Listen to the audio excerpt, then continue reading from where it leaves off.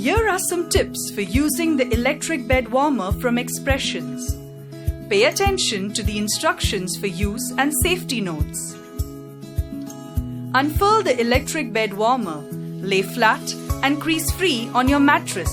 Then pull a cotton bed sheet over the mattress and electric bed warmer in the usual manner. Switch on the bed warmer around 30 minutes before going to bed. Cover it with a blanket or a jai in order to prevent heat loss. Choose between 3 temperature settings. If you wish to use the bed warmer for several hours, we recommend setting 1 or 2. Use setting 3 to heat the bed warmer as quickly as possible. In case of any stains or small marks, you can clean it using a damp cloth. We hope you enjoy using the electric bed warmer from Expressions.